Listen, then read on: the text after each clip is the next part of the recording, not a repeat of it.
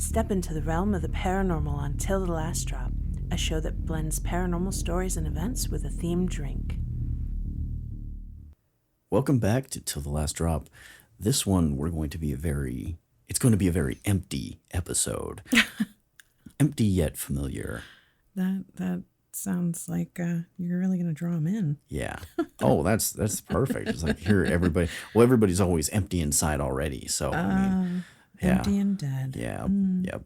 Be sure to bring out your inner emo kid in this one, and your what was it? The scientists can study a black hole by examining an emo kid's heart. Oh, that's sad.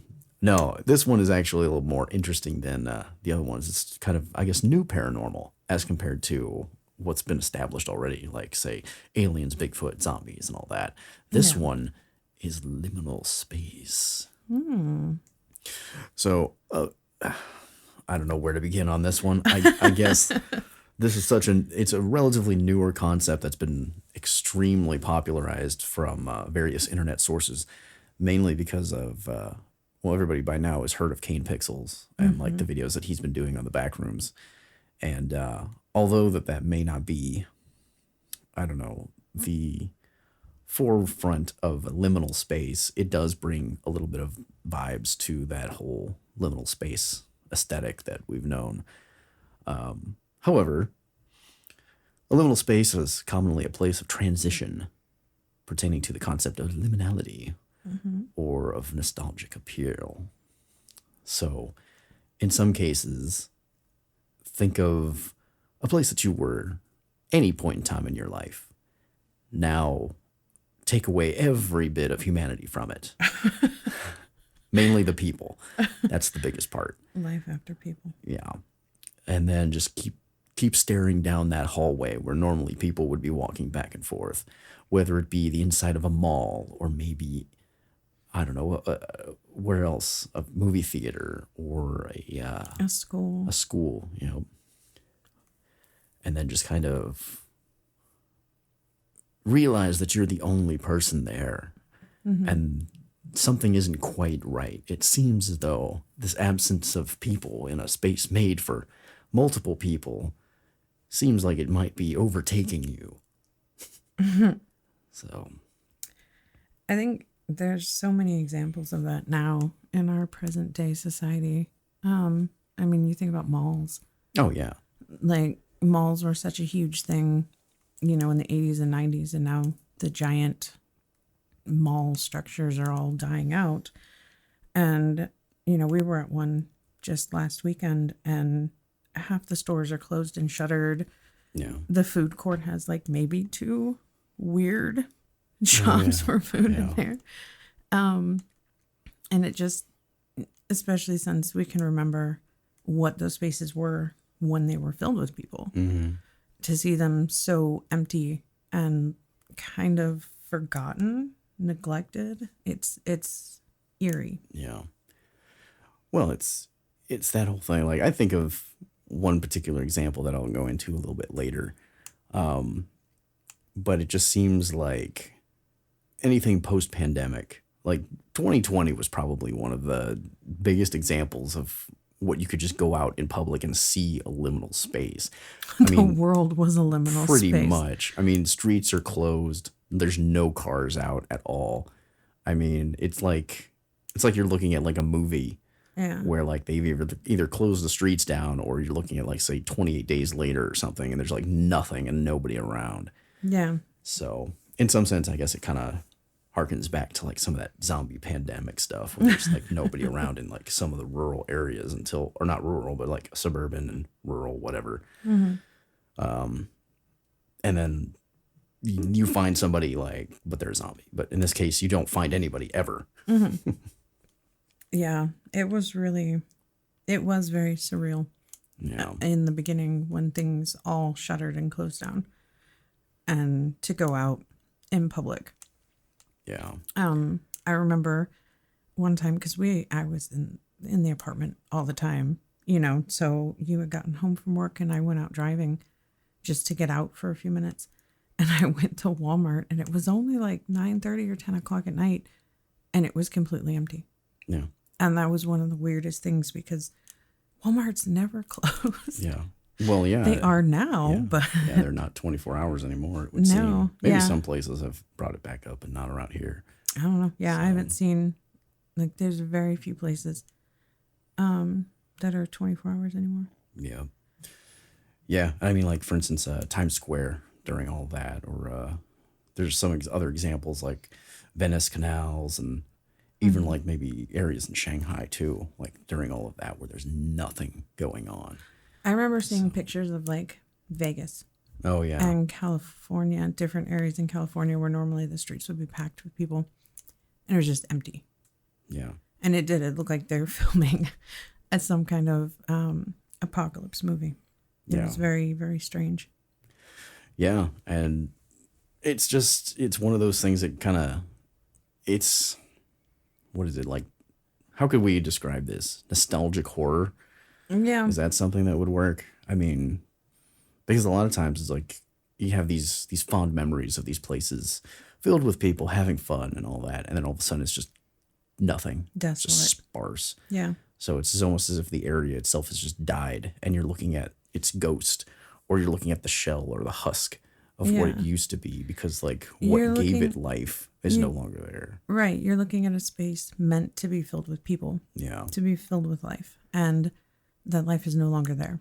Yeah. And while you know logically that there's a reason for that, those people didn't all just, poof, gone, it still feels empty and devoid of life. Yeah. So, yeah, it's an interesting concept. Yeah. And in some cases, I mean, it's not necessarily always like a creepy situation or a creepy like environment either. I mean, a liminal space in some sense could just mean like, I guess that transition. Mm-hmm. So I don't know. Personally speaking, I mean, like say a closed wing of or not a wing, I guess a closed gate at an airport. I mean, that's not really creepy. There's just nobody there because it's closed. I mean, you can look over to it and sure it's empty, but like, so what? It's just not being used. Right. So, I mean, in some cases, like maybe the same thing in like a hospital. I mean, like maybe they just have an area closed for renovation or something. I don't know why, So- to me, an empty hospital wing feels inherently creepier than an empty I gate. guess. Just because I know it could be something as simple as construction, but I'm like, why is it closed down? Yeah. What Well, happened? Well, yeah. But at the same time, it's like maybe it isn't really like devoid. Maybe there's just some ghosts skulking around in there. So, I think that's always a possibility. yeah. Ghosts like to skulk. Yeah. It is what they Yup. do. They just skulk about. Yep. That's a weird word. Yeah, I think another good example is like hotel hallways. Oh, yeah. Like whenever you're standing, at the end of one and you just look down, there's all of these doors that potentially there's life behind them, but it's just empty. And Yeah. they're always so oddly decorated. I don't know. Usually the decor is slightly dated. Yeah. I mean, even on some updated hotels, it still seems as though they're kind of, They have that Borderland. hotel carpet. yeah, you can just kind Even of like tell. bougie ones have hotel carpet. Bougie. Yeah. They Yeah. have hotel carpet though. And it just, it almost, I can't think of the word I want, but it's like, it almost looks like the whole, you could see the end of it, I'm sure, but it almost feels like it could just keep going. Yeah. Like if you started walking down, you just never would progress, like the scene in Labyrinth. Yeah. Or you get to the end and you turn and then it's just another long hallway. And Yeah. that just repeats over and over. And you just continuously go down to the end of the hall and you turn and it just continues on. And there's no end to it. Well, I mean, if it's a cube. I mean, there could be a hotel out there that literally is set up like that. But I'm thinking of more like a large scale. Like you can barely see Like- the end of the hallway. Almost like that video, the tour of my home, Oh, yeah. that Japanese, I think it's Japanese. I don't know. I think so. But yeah, where the person's like, this is my grandmother's room. This Yeah. was my mother's room. Here is the door. And they open the door. Mm-hmm. And then they're like, here is the hall of my ancestors. And then they open the door and they're like, oh, this is my room. This is my grandmother's room. This, and it just keeps repeating. Yeah. That was really cool though. Well, that video's neat. And that one, but the thing is, that one just continuously descends into more and more. Everything gets more decayed or twisted. Yeah. But it's still the same. It's meant to be the same, like 2 hallways, I think. Yeah. Or 3 or whatever. So it'd be like that, where you would have to have it where like you turn and you're at the same rooms that you were at the beginning. Yeah. So like if you started at room 1 and you go to room 15 and then you turn and you're at room 1 again. Yeah. Like PT. Yeah, pretty much. Why did I not think of PT? Yeah. Well, it's because for some reason somebody didn't want to continue doing that. It's not Kojima. It was another company that we're not going to name names of. Yeah. So, but yeah, that would have been so good though. Yeah. New Silent Hill. Mm. Yeah. Anyways. So speaking of liminal spaces, that's one of the many examples. Silent Hill. Just because like, and there's a lot of things like you think about it. I don't really want to bring in a lot of video games into this one because. Oh, but I have a good one after this. Yeah, well, we can do a couple, but like technically speaking, like a lot of early, say PlayStation era, like I guess PS1 era video games. It's like that draw distance is just so low that it kind of makes it a liminal area because you just visually can't see very far. So, I mean, like, sure. Yeah. I mean, yeah. Silent Hill could be a good example because you're like in a town that's empty and it's just, there's fog everywhere. So you can't really see too far. Even in some cases, I mean, you have to use a radio to. Yeah, but the radio isn't are. your friend because if it starts making noise, that means something's close to you that wants to kill you. Yeah. Silent Hill did such a good job of creating that insanely intense and creepy atmosphere. Yeah. They did a great job of creating a liminal town, I guess. Yeah. The transition town. I suppose. Yeah. Well, because liminal spaces are commonly places of transition. So, and I don't remember enough about the whole backstory of Silent Hill, but I know that like part of it is, at least what I've experienced of the story, like part of it is, kind of transitioning for people that lived in the town, I think. And then the main protagonist. Oh, yeah. So. Yeah. Another good one that I think demonstrates the whole like kind of liminal feel is Blackout Club. Oh, yeah.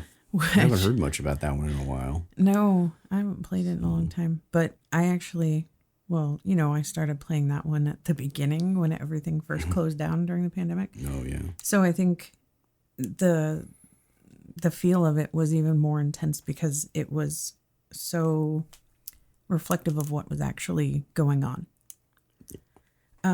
But yeah, that one's interesting because the whole town, like you're a kid and you don't know what's going on. Everything's just empty. The adults are weird. The ones that you can find, but you don't know why. Yeah. And so you have to creep through this empty town and go into houses that are supposed to have families that aren't there. Mm-hmm. Yeah. Going back to that reference of hotels and all that, it reminds me of that. At one point in time, I took a picture down the hallway in a hotel and the lights were out. So there weren't any lights down this hallway. So I think that one is a good one. If I can find it, then I might try to put it up on the site or something. On the but Facebook page. Yeah. But it's interesting is like when you start to look for it, you can find a lot of spaces that could be considered liminal now. So I think that's a little more interesting. For instance, we found a couple the other night that on the walk. Yeah. Yeah. Well, even just anywhere. Like we went over to Crumble. It's like, oh, look, a liminal space. Yeah. So. Oh yeah, the back hallway. Yeah. That like leads. Yeah. To the restroom, I would assume, but yeah. To the Crumble Backrooms. Which maybe wouldn't be so bad to get lost in. The literal backrooms of Crumble. Yeah. Aw. It's like, would there just be Cookie Monster in the Crumble Backrooms? Yeah, he's the one pursuing you. Oh, I kind of want to go to the crumble back rooms. Yeah, you just hear him like nom nom nom nom as you hear it in the If distance. that's the only thing that you hear, it's just dead quiet. You hear the buzz of the fluorescent lights, and then Yeah, and then it goes silent, and then you go into one of the dark sections, and the next thing you hear is "C is for cookie," and then that's it. chomp. Yeah. They're like, oh no. That's somebody's gonna make that a game now. You know this, right? Well, I mean, at least if they credit us, that's all I ask for. Yeah, credit and tag the podcast. Yeah. I heard this when I was listening to this podcast. Yeah. If they want me to do a voice for the Cookie Monster, by all means, let me know. There's also examples of, say, empty parking lots, but that one, I don't know. That one doesn't really hit it for me. I mean, Maybe a Walmart parking lot. maybe, I mean, because I've seen a couple images here and there. It's like an empty parking lot, but it's covered in snow too. Like maybe there's one cart like in the middle. It's like, yeah, I get it, but like those are more common on everyday life too. I mean, I'll drive past a parking lot and there's nothing in it. It's like it's a big deal. So I don't know. I guess again, like I could see now it's more common, but for a long time it wasn't. No. Because places were open 24 hours. So, you'd have like I said, like maybe a Walmart parking lot in the before times. The before. Yeah. BC before COVID. Yeah. But like, Walmarts were open 24 hours. So to see a completely empty Walmart parking lot, like I said, that was very shocking when I saw it. Yeah. It was weird because it felt so wrong. Yeah. The lights were all out. There was a few parking lot lights on, but otherwise there was no life there. And this is Walmart. Yeah. Like Walmart has always got people there. Yeah. That's where you go at 3 a.m. when you like need deodorant or what, I don't know. Yeah. And now you can't do that. Yeah. So I could see how, certain ones, it could be weird. Again, it's more common now. Yeah. To see them empty. Well, and at the same time, like there's another example in here. The lighting section of hardware stores. What? That one came up as like a somewhat example of liminality, I guess. It says a bit of a description. It says like in contrast to spaces removed from their intended function, some places provide a redundant function or a function that is expected elsewhere. Lighting sections of stores are an example of this. They provide examples of how to light up a room, but the lighting samples provide no actuality to light up the room. Oh. So further, the many different lighting fixtures may also be giving off different colors of brightness of light, which can be disturbing, I suppose.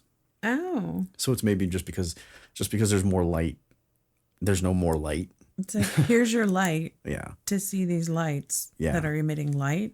Yeah. But they're all emitting different light. Yeah. In different ways. Yeah. So it's whatever. It's like lightception.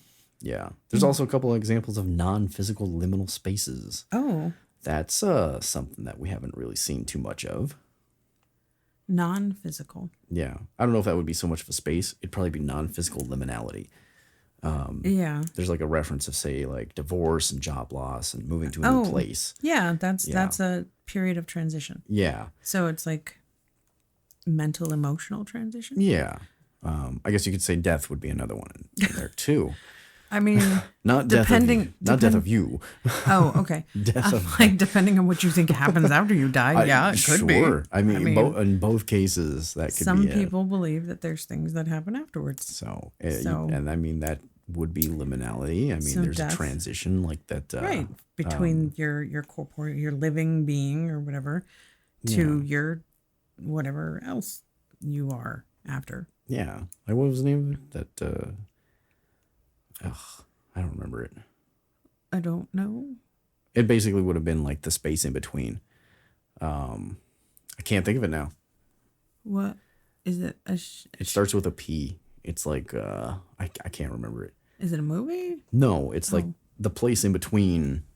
It's like, I can't remember. Purgatory? Yeah, that could be it. Oh, It's just like a purgatory, I suppose. I mean, because think about it, just floating in a white space or something with absolutely nothing. I mean, that's kind of liminal. Yeah. I mean, it's transitional, but there's also like an absence of everything too. But who knows? So, Yeah. let's see what else here. Do you want to go into an example of it within media? Yeah. Okay. There's Well, a couple of those. All right. Well, let's hit a quick break and then we'll go into that. That sounds good. The dead will rise, so they can hear more content from Till the Last Drop. All right, coming back to it. Might as well hit up on some of the media side. The first thing that I was going to make a reference to, and I'm just going to read a description because this was just far too like tantalizing not to read. All right, so it starts off. A blind girl, a teacher, a machine worker, a musician, a stoner, a mystery writer, a businessman, a mysterious Englishman, and a raving psychopath in a business suit on a flight to Boston find themselves utterly alone when the rest of the passengers and all the crew vanish. Diverting the plane to Bangor, Maine, they discover that they seem to be the only people left on the planet, and at that time, and the Langoliers are catching up with them all too quickly. So immediately, you know that this is Stephen King. Well, Because it's Bangor, Maine. and it makes a direct reference in that to the Langoliers. Well, yeah, but I meant like, Yee. stop. No, I mean like the fact that it, like Stephen King's universe is like, here's Bangor, Maine, and this is everything that's horrible that could ever happen happens to Bangor. Yeah. There's a couple. He does a lot of stuff in Nebraska too, which is weird, but Yeah, actually, now that I think about it. What was the other one? The Stand has Yep. somebody's. Yeah, That was it. I think the ladies in Nebraska, but he also has certain short stories and stuff that reference Nebraska. Yeah. I was like, what was it? I was like, MOON, that spells Jim or something like that. I don't. That's yeah. That was from The Stand. It was. Or at least like a representation of The Stand. Yeah, that was from the made for TV miniseries, which the Langoliers, wasn't it made for TV? I think it was. I think it was like a mini, Yeah. like considered a mini series, but Wasn't it like two? it was like 2 parts, I think. Right. Let's see. The first part was Sunday, May 14th, 1995. And then the next Woo! one was the following night, May 15th. That was a good year. So 95. Yeah. yeah, No. some interesting stuff in there. This is like prime made for TV miniseries time though. Like so many good ones came out, and A lot of the stuff was Stephen King. yeah, too. I know, but that's because dude has some really thick books, Yeah. and you can't squish that into like, and a lot of description, and you can't squish that into one like 1 hour 30-minute 2 hour slot. Like it doesn't work. If you tried to put The Stand into one little 2 hour movie, there would be too much important things lost. But anyways, Yeah. back to the Langoliers. Yeah, I mean, let me pull up a little bit of some more information on here because, like, other than that, the Langoliers, like, I don't know. When I first was thinking about liminality and all this kind of stuff and liminal spaces, that's one of the first kind of examples that I would think of, because not only does it take place in like somewhat of an airport setting, but it's also like there's no people, there's nothing. Yeah. It's completely devoid. Yeah. I want to think that once they get to that airport, they're kind of there for a bit. I don't think they actually go anywhere else. I mean, maybe I don't remember if they go to the surrounding areas. No, I don't think there is a surround. They're just at the airport. I haven't seen it in a long time. We were supposed to watch it again. Yeah. Yeah, no, they don't go out into the city. They try and figure out what's going on at the airport. Yeah. I remember that like they try to eat some of the food and it tastes like nothing or something like that. Or it's not like it's not stale. I don't remember if it was like all stale or They're just real picky. well, it's like because it was outside of the time that it should have been. Right. Because like they were in between time frames. Right. They were in the past time. Yeah. Like they had slipped out of time. Yeah. Like they were out. Yeah. They were outside of, they were in a single moment. Yeah. That's what it should have been. They're inside. I'm trying to think of how this is like set up. It's like they're Right. inside a single moment of time that everybody else has already left. Yeah. So they were slipped out of time. Yeah, they were stagnant in that area. Hate to see people go stagnant. Yeah. And obviously these moments in time can't exist because that would be, I don't know, creating too much space in, like, let's just say the universe or something. I don't know. I'm just kind of going off of whatever. I mean, I don't think every single moment ever in time could exist all at once. Yeah. That would be too much. I mean, I know the universe is ever expanding, but like, I don't think it could hold everything that, well, I guess it does hold everything that's ever happened. It's just not all at the same time. Yeah. So, And so basically it has to be gotten rid of, and that's where the Langoliers come in.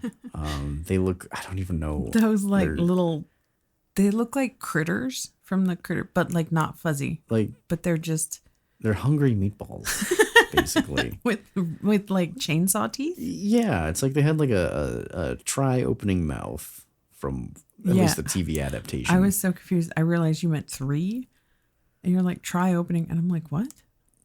No, it's not like they had a hard time opening their mouth to eat things. No, they had No, like, I realized you mean 3. Yeah, it Yeah. like opened into like 3 like loops or something, like swoops or whatever.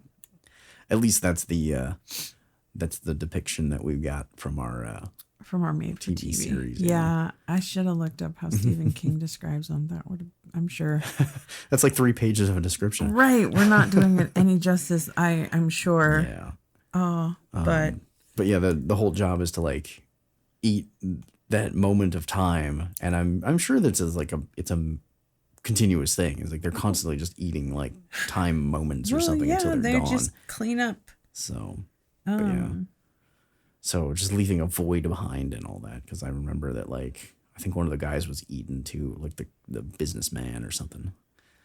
So, The psychotic man in a suit. yeah. Bronson Pinchot. He ate Yep. Balky. So sad. So I know that's like my main idea of what liminality comes to mind, is just like that space in between where like these really bad early or mid 90s CG meatballs are eating up things. And yeah. Meatballs. So Apparently it was based on a novella, which is it's one of his smaller stories. It's in one of his collections, Four Past Midnight. oh. And that's when it first came out. Released September 24th of 1990. I'll have to look for that. Yeah. I mean, thinking about it now, it's like now would actually be a pretty prime time to do a remake of that. Not just because the technology is a little bit better and you could like depict these things a little bit easier, maybe a little more believable, but also with like the uprising of all the liminal spaces and all that kind of having its own niche and popularity and all that within the internet. Yeah, think it here might. it says, in the plane, Bob theorizes that the Langoliers are the timekeepers of eternity. And their purpose is to clean up what is left of the past by eating it. Yeah. So, yeah. Yeah. Yep. So interesting stuff. There's also, I guess let's mention one of the games. Oh, okay. I guess. So, hold on really quick. They're depicted in the novella as ravenous furballs with no legs and 3 mandibles. Oh, okay. Yeah. Meatballs. Furry meatballs. Hairy meatballs. So, I was Yeah. right with critters. Yeah. They're supposed to be furry. But yeah, no, that's it. They do, again, it's another situation where they did a really good job of getting the emptiness and the unsettling feeling of being in a place that is supposed to have people and life, and it's just not there. Oh, yeah. Well, and that's the thing is, like, say a section of an airport's closed down. It's not like you wouldn't be able to witness this in real life either. I mean, I remember back when flying, like, one of the airports we went to, they had, like, one of the sides was just closed because they didn't have either any flights going into that or whatever.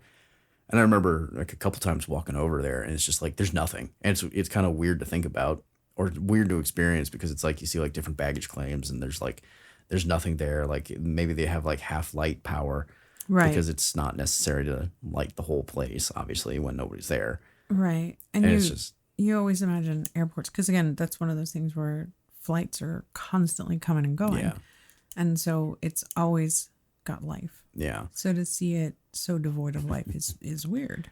Yeah. And in this case, it's like, because you can even see like the areas where there's like, they'd have like food or shops and all that kind of stuff. And they're just like closed. And it's just like, I think at that time it was just like a standard, like not really high security or anything over the front of it. It was just like, they looked like they could have been entered, but there's like nothing there. Oh. Maybe I guess I could say like a mall gate or something like that. But Yeah. yeah, you could, it still looked like it was normal. So, but there's just nobody there. Yeah. No sound either. It's like there wasn't really any, I don't think they had background music or anything at the time.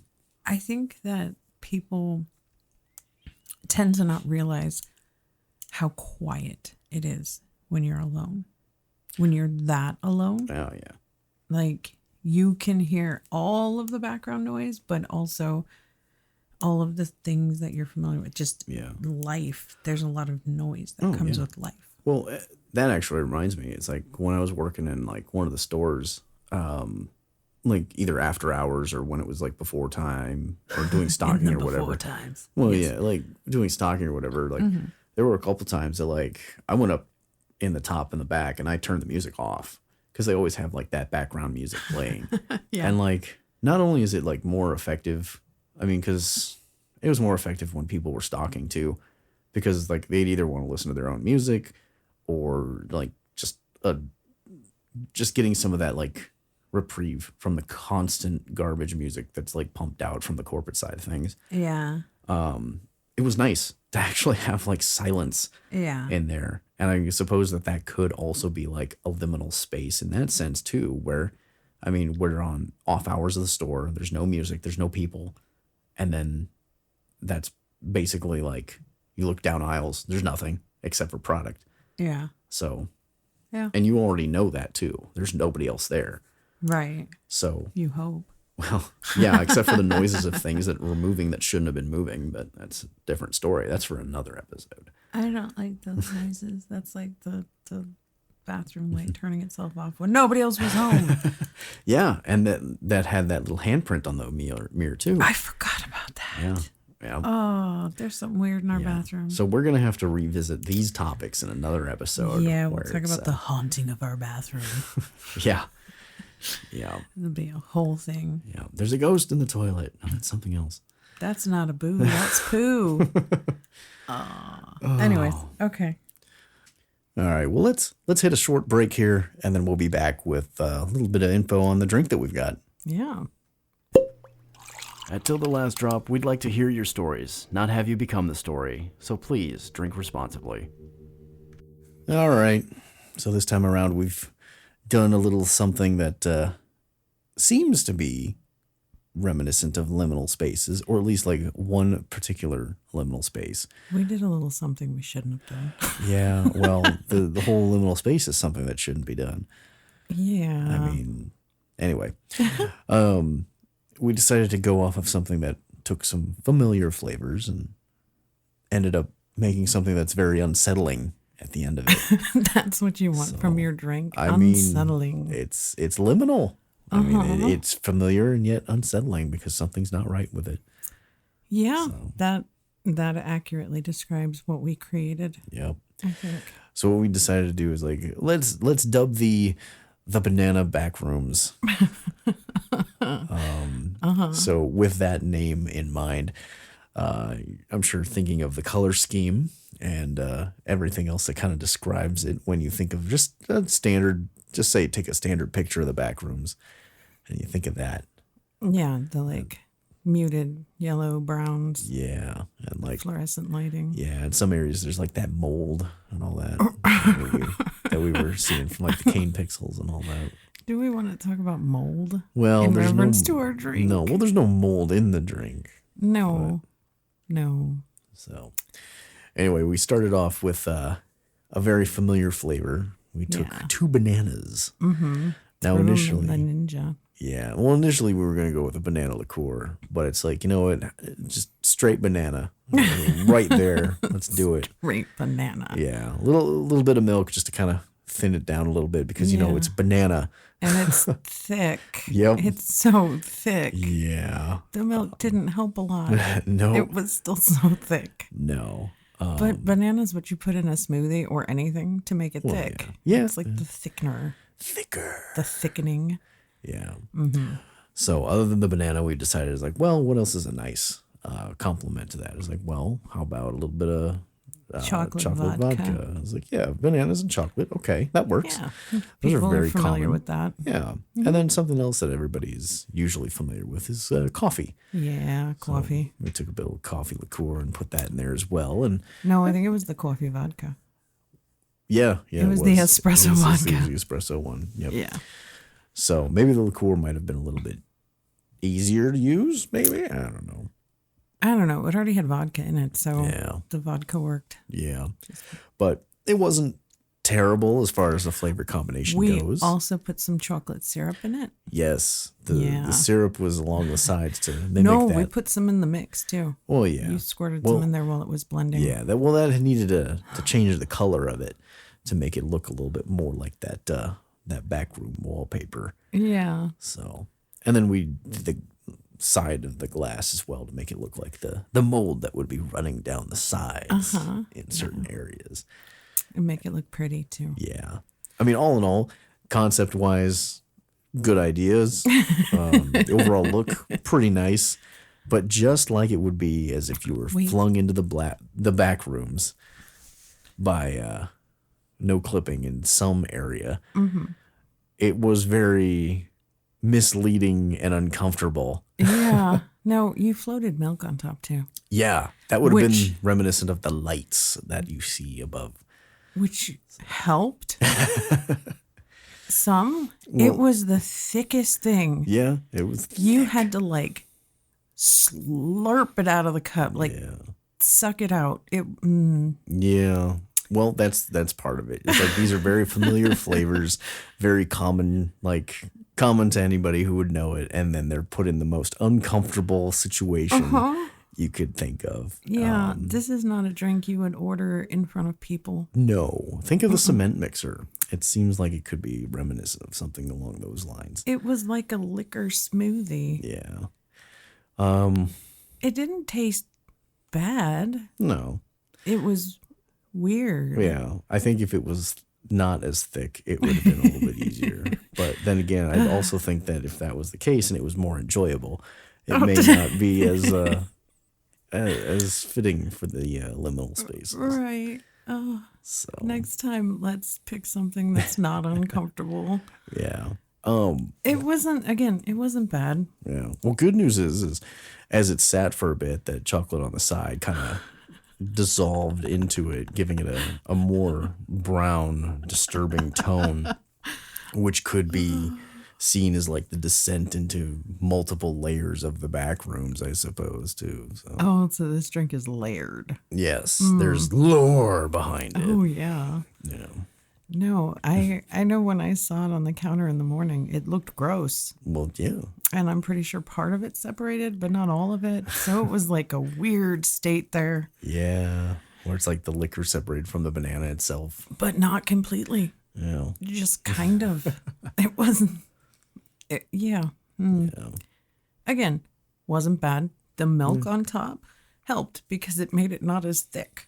Yeah. But you had to like slurp the liquor from under the milk. I don't know. It Yeah, was it so was- weird. It was an experience, to say the least. Oh, yeah. So if anybody wants a drinking experience. Yeah, exact measurements on this one. There's two bananas. Probably about like, what was it? I don't know. I poured liquor in. Yeah, I think we did about a total of 2 ounces of the chocolate vodka, and then probably about half an ounce of the coffee, I think it was. Maybe.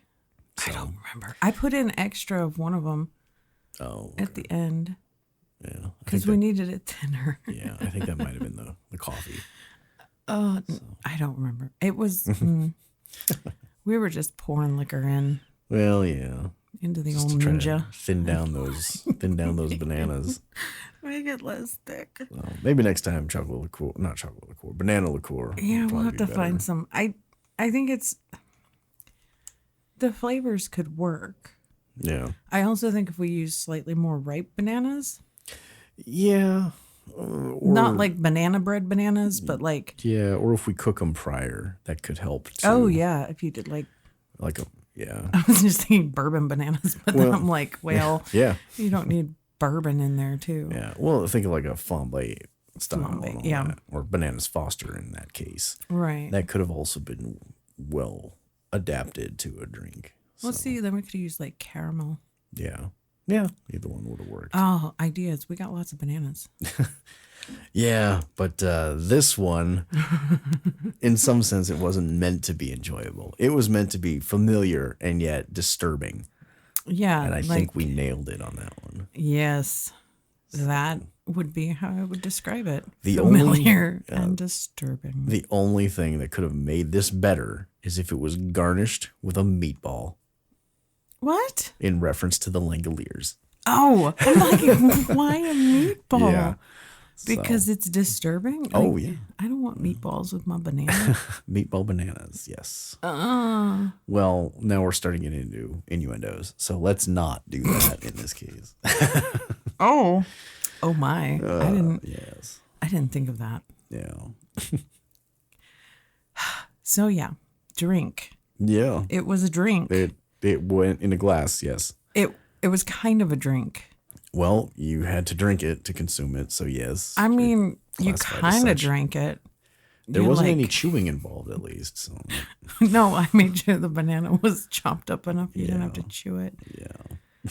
Oh, it was thick. Yes. That's the appropriate word. It was thick. Yeah. And again, not bad. Not something I would actively seek out. No. Yeah. I wouldn't order it. But it's probably one of those things that is just given to you. So, if you have some friends over and you don't really care what they think of you, Yeah. you could give them that. I got a little bit of this, got a little bit of that, got some extra bananas. Here, you wanted a drink, here you go. Yeah. I can say that the vodkas that we used separately are very good. Yeah. Yeah. At least there's that. It's the Van Gogh double espresso vodka, and I can't remember, is it like 370 or something? 357? No, I don't No, remember. I don't It's, know. It's one that you had prior Yeah, that like a is Dutch an chocolate older one. vodka. Yeah. I got it in Idaho. Yep. So, But they're good. yeah. They work well together. Yeah. Just Not not with with bananas. bananas. Yeah. Maybe poured over a banana? I don't know. So you're just going to eat the banana I guess. soaked in alcohol? I mean, I don't know. I don't know. So, But yeah. It's best to walk away from this one. Yeah, I think we're good with that. I don't think we need to revisit this Yeah. But ever. But all in all, I mean, I guess we can kind of start moving towards the wrap up of this one. So, I mean, we went over like a couple interesting like references. I mean, like the Langoliers, obviously, that was a fun one. Backrooms, that's everybody knows the Backrooms at this point in time. Yeah, and if you don't, you should go to YouTube and check out Keen Pixels. Yeah, he's got some good takes on it as well. There's also a lot of interesting, I guess, like I don't know how to describe it. I mean, like different takes on it. Maybe like people going over the different levels and all that stuff. I mean, it's interesting to think how it's kind of added on like the whole SCP kind of thing. Yeah, where people are adding into it. It feels very reminiscent of like the SCP thing. Yeah. Just have to be careful because you never know if Scott Coffin may want to try to put into a game. You know, he has everybody write his own content. Anywho, let's just know. keep that one in the dark. Oh, So, but that's when they come and get you. yeah. No, I think liminal spaces is an interesting idea. It's an interesting topic. It's something that, it's come to like the forefront recently more so, but it is something that we've all experienced. Well, yeah, it's kind of like that deja vu feeling. Yeah. Where you're in an area, maybe let's say late at night, and you're in an area like midnight or whatnot. Maybe it could be a park. Maybe it could be like walking down the street and you see something that just like it feels like you've been there before, and yet it's different because it's not either the same time frame or it's like empty or something like that. It could be like, for instance, Right, walking or into a it's- mall. So Or it's, like you said, like a park where there's normally people yeah, and you're there at night and there's nobody. And so it feels off. You know that it's not different. You know that there's likely nothing nefarious about it, but yeah, just the fact that it's dark and it's empty makes it feel unsettling. yeah. So So I'm sure we've all experienced that. yeah, Yeah. yep. So That's an interesting concept. well, I think that's good for this episode for now. Yeah. So, if you haven't already, check us out at tillthelastdrop.com. We have a backlog of our episodes in case you want to listen to one there. We also have like somewhat of a little shop set up too, in case for some reason you like the design of what we've done on our logo and all that. We've got like a mug and maybe like a shirt or something. I think there's wall art too. I don't remember exactly. And you want what to all's just up there. support, Yeah. your favorite podcast. Yeah. Or, one of your favorite One podcast. of your- That's the perfect title for this. Till the Last Drop, and in captions, your favorite podcast. Yeah, that's what this is. Yeah. Of course, I mean, there's always like, if you feel extra generous, there's also just like a tip button up there too. You can always just donate a tip if you feel like it. It's not necessary, but it's always something that's helpful for the production. All that would go towards production of the podcast. Yeah. Of course, if you want to listen to us elsewhere, we're also on iHeartRadio, Spotify, Apple Podcasts, all this too. It's like Wherever lot of you places. listen to your podcast, you Yeah. should be able to find us. yeah. And of course, If you want to reach out, yeah, you can find us on Facebook. yeah. We're The Facebooks. messengers. We've got direct email through that website as well. So, and if anybody has any ideas or suggestions that they would want to throw in, even if it's something that we may have already covered on one of our topics, feel free to go ahead and let us know. That way we can potentially put it in there and get something covered for you. So with that being said, thank you for listening till the last drop. Have a good one. Thank you for listening till the last drop. For more paranormal experiences served up with a themed drink, check us out wherever you listen to podcasts.